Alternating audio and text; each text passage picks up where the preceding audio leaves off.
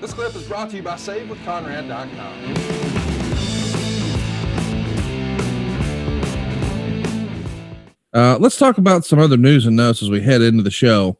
We just mentioned ECW is going out of business. Well, the WWF has signed one of their Impact players. Just incredible. Meltzer would write, the World Wrestling Federation has seemingly opened the doors and changed the equation as it pertains to the future of ECW. Polaco, 27, one of many ECW wrestlers who had gotten in extreme financial straits because of being behind in pay, as well as high medical bills when his wife gave birth, under the impression that an ECW deal included health insurance, some major pressure to make sure there was some sort of move for his future and what he was seriously contemplating getting out of pro wrestling. The news of his signing, as well as word getting out, the WWF was having negotiations with Tajiri and Rhino, neither of whom have signed at press time, changed the equation from recent weeks, where the WWF said they wouldn't take ECW talent until Paul Heyman's situation cleared up, not wanting to ruin a potential sale or television deal for him. Heyman has been offered a job to write TV with the WWF, but he has not yet accepted that position, etc., etc. So lots of rumor and innuendo about ECW going down, and now all these talents maybe having discussions with you guys. How do you remember those three coming to be? Did Just Incredible call you? Did you call him? Did Heyman intervene? What do you remember about that? It seems like I hired Just Incredible at the urging of some of his buddies. Yeah. And as you said, he was the key thing. PJ was not a bad worker whatsoever. 7 years old, which is he's 27. Yeah. I like that. But I don't remember who turned me on to Tajiri. The first time I saw tape on Tajiri, I loved him. Right. Because he had great intensity. And, you know, we talked about that Japanese ladies match on Wrestle War. That's right. And how the women's tag match picked up when the kick started falling. Yeah. Stiff. Got everybody's attention. Ooh, oh. And I think that's a Tajiri reaction. He worked very snug but safe. And of course, then Rhino was just a big rugged, to me, he was a prototype rugged heel. And both those guys had good locker room decorum and had no blemishes on their background checks. They weren't dressing room lawyers. They were not, just miserable people to be around there. Tajiri's one of the funniest guys I think I was ever around. And Rhino was just reliable as the sun coming up and the sun setting. He just was, and he was believable. So we never planned on either of those three being headlining a WrestleMania, but we thought that they could help add some depth to our card and some new matches. They had the abilities to work with anybody. If we wanted to go over, they could and know how to do that. If they need to enhance somebody and do the honors, they were very proficient in doing that as well. But the one thing about our situation and all those ECW guys, every ECW guy I hired complained about the pay situation, late, unknown, whatever. And, so everybody complained about that. That's a great thing about coming to WWE at that point in time, and now today too, for sure. The money's there. So anyway, that's how that worked out. But they're all three really good talents. I use a baseball analogy sometimes. They may not hit cleanup for you, but they're really good having the lineup at the bottom of the batting order because they could deliver. And sometimes the bottom of the batting order needed to step up and deliver. Let's talk a little bit about ECW for a moment. It's clear to the company that, hey, they're circling the drain here. Everybody's trying to abandon ship, and we've even reached out and made an offer for their head honcho, Paul Heyman, to come over. But it's also in the newsletter at this time, for several weeks, that Paul's trying to land a big TV deal. But as we get closer and closer to No Way Out, the reports start to read more like now he's looking for a buyer. Supposedly between 4 and 7 million is what he needs to clear up in debt. Some of his own money, some of his parents' money, some outside sources. But still, he's looking for a lifeline, and it doesn't come from the WWF.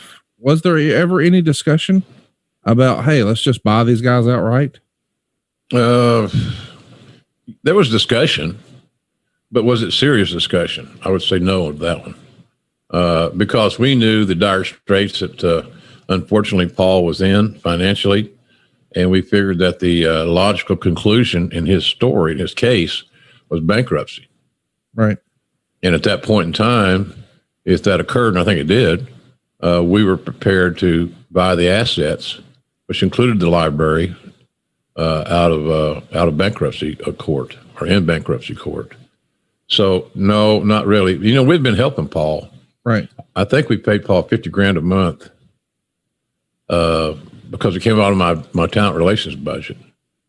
No, wait. I've heard it was $1,000 a week. That would be $50,000 a year. You're saying you think it was $50,000 a month? Boy, you got me. I can't remember. Well, I don't remember. It's not long ago.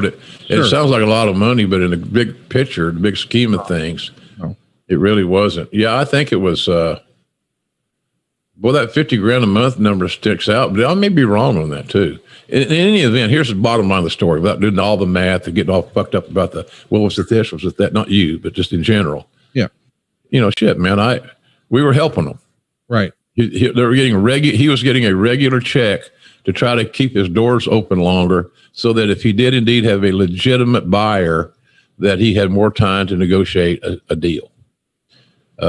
Vince was very, very kind to Paul in that regard, because it'd been very easy to squash him. Yeah, put him out of business. You know, all of his top talent wanted to leave, because you could go back and look in time. I hired most of them. That's right. You know, Dudley's, Taz, and others. The ones we got everybody we wanted, quite honestly. And they were calling me. I wasn't soliciting them. They were calling me because at Vince's insistence, we're not going to go out of our way to do anything harmful to ECW. We wanted to buy the library at some point. Right. Because we had the goal to do this network. You know, we'd already purchased a AWA library and others. So we wanted the library more than anything. And then Vince is going to leave it up to me on talent to bring in, because quite honestly, and I say this in all due respect, because some ECW alum will get pissed off, and is the fact that we were not going to do anything to steal talent. But when talent came to us and said, we're going to leave here, we're looking, and this WCW was in business at that time. You know, I had to either, you know, take a dump or get off the pot. Right. And so, but Vince that was not Vince's forte. He didn't watch ECW television. Right. I'm not so sure he was overly familiar with who the Dudleys were. I don't think he was overly familiar with who Taz was, among others. He just didn't watch that show. Right. And so at that time, I think they were on the MSG network, I believe. I'm not sure. Saturday nights about midnight or something. And I was, you know, I watched it pretty regularly, I'd say. I was very familiar with the talent. So when they called, I knew who they were. So it was just, we didn't want to screw up. Vince is a lot kinder to Paul than other promoters could have been. He was very good in that regard. So, but we knew that it was giving them that money or paying Paul was like moving moving around the deck chairs on the Titanic. You kind of knew it was going down. So you just tried to stop the bleeding as best you can and get in line for some of those talents, because they did have some really good talent. And again, as I said, I think we did a nice job of hiring the best they had. Let me ask, you said a few times that Vince was nicer to Paul than maybe he had to be in his dealings. Because don't get me wrong, at some point, a lot of promoters have to make some pretty cutthroat decisions. This seems to be like he's handling Paul with a lot of kindness. Why do you think that is? Is it because he felt like Paul was going to be a future player for him? He respected what he had done. He had a relationship that went back years and years. What was it about Paul that? Well, I don't think it's the fact that he went back. Their relationship was very, very strong. I think it was the fact that Vince recognized talent. Right. And for any of us to try to argue the point that Paul Heyman didn't have significant talent from a cerebral standpoint would be ridiculous. And he did a lot with a little engine that could. Paul did a phenomenal job.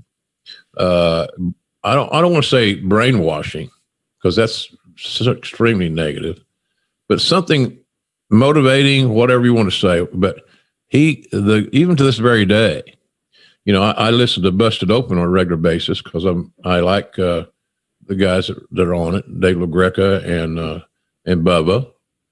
But Bubba talks about ECW in glowing terms, even though his pay was late, seemingly more often than not, and he had to wear multiple hats to earn more money to pay the tab, pay your rent, and so forth. So there was still a strong feeling of loyalty to the brand by some of their alums. And I don't have a problem with that. I'm very loyal to Mid-South Wrestling because that's where I got my start. Right. Real simple. So Paul did a good job of us against the world mentality, and that's worked in football. It's worked in ball games. Nobody thinks they'll win, guys. It's just us in this room. Right. Nobody else. And so it's up to us to go out and prove everybody wrong type deal. And the brand was very defiant in its presentation. Yes. And some of those guys are still very defiant in defending ECW. They had a very unique brand. They had a very unique camaraderie within the locker room, which is pretty cool. So Vince just didn't, we knew we were going to get those guys, or we we wanted to get a lot of their guys. We need to freshen up our roster. They had some good talents that were looking for their break. They had proven that they could work through challenging i.e. not getting paid on a regular basis at times. So we kind of knew what we wanted to get out of ECW. The library, number one, and select talents, number two. And all that worked out. We knew we could do better if we stayed closer, as in 19 is to 20 to Paul, and showed him our loyalty. But look, if the only person we got out of that deal was Paul Heyman and no talent, we win. Yeah. Because he's a brilliant TV writer and a great creative guy, and one of the smartest I've ever been around. And I've been around some smart guys. Very, very lucky, very fortunate for me. So if Heyman was the only individual we pulled extracted out of ECW, we win. But in addition to Paul, we got a lot of other people that were real good. And I hear, did you watch the One Night Stand and some of those ECW pay-per-views that we did? I was there. Oh, really? Yeah. Wow. Conrad. Well, they had the right card and the right building, right atmosphere. Hey, look, here's the funny part about that. I'm in charge of talent relations, and I didn't go to the show. Right. I didn't need to go. I was told you don't need to jail. Take a night off. If this crew we got together to put this show on can't handle it, then we got problems. Right. So, and we had all the money. So I want to believe that all the guys got a flat fee because we had no idea how it was going to do. And if you sell out, was the Hammerstein Ballroom? That's right. If you sell it out, how much is that going to be? Not a huge gate. Yeah. No. So you got to get the guys a payday that they look forward to coming to earn, but they all really knew basically they were on a dress rehearsal. Right. In a lot of ways going forward. So, but they got confidence out of that. They talk about that a lot. So I love the loyalty that a lot of those ECW cats have with their brand, even though they had some challenging times making ends meet at times with the company. So it's admirable. But Heyman was a leader of that deal. He was a unique motivator, and we liked that trait.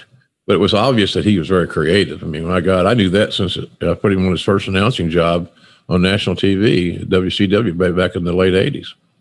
So it was a plan. We knew what we wanted from ECW. At the end of the day, we got everything we wanted from ECW. So Vince's positivity had a motive, and it worked out. Meltzer would say that it seems inevitable that Heyman is going to join the team sooner rather than later, and that this is a lot like Smoky Mountain in the end, where there were deals that could keep the company going a little longer, but Cornette recognized the end was inevitable. And he thinks that Heyman is probably in a similar situation here. And Dave also freestyles that Vince wanting to buy WCW is more about making sure no one else gets those valuable television slots. Whereas with ECW, there is no television to pick up. So maybe that's the difference. There was a library, though. Yes, absolutely. The library had value, knowing where we were going. You know, and you're not buying contracts per se. You're buying the library because that's a tangible, real, you can touch it, you can feel it scenario. So that's how that worked out. It wasn't really, you know, strong time slots and all that shit. You're talking about a very tentative, fragile, syndicated TV market. That stuff is fickle as hell.